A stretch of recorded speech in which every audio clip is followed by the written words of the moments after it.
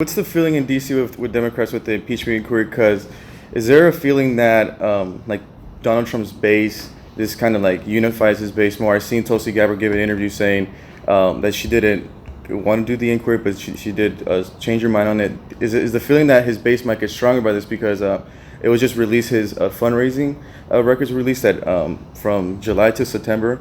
He has raised 125 million, and it's a record for fundraising. And then they compared it to the Obama 2011, compared to his 70 million. Is there a feeling that this is gonna just unify the Republicans, and does it make the Democrats kind of, in a way, look weak? They're saying that we can't beat them in the polls, that we have to go with impeachment.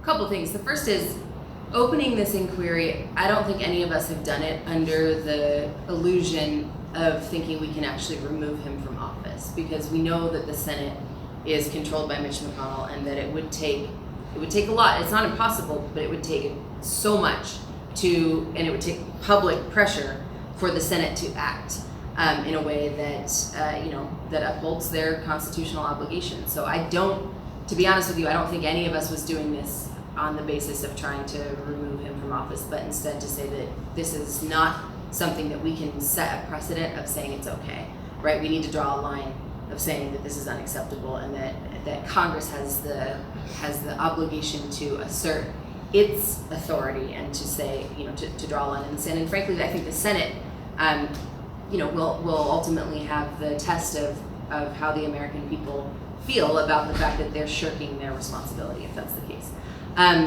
So I would not fall into the argument that we can't beat him at the polls, so therefore we want to impeach him, because that's just not. That was never part of the calculus. I do think that there's certainly a concern, always has been, of his base being riled up or whatever. But I also think that was going to be the case no matter what. He has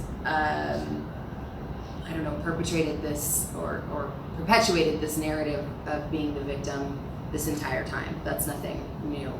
And I think that those who support him adamantly it's a certain portion of the population that is going to be mobilized and motivated and adamant no matter what. There is a much bigger group of people, I believe, that are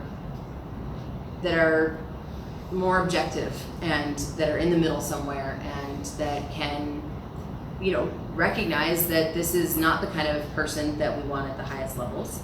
But at the same time, they want to see a Congress, or they want to see Democrats who are actually working on the issues that matter the most to people. They don't want to see us just going in there with the goal of impeaching the president, right? Which is why it was important to me and so many of my colleagues who came from districts like this to make it clear that wasn't the reason that we got there. And frankly, I never wanted to be in this position of having to decide whether or not to impeach the president. I don't think any of us did.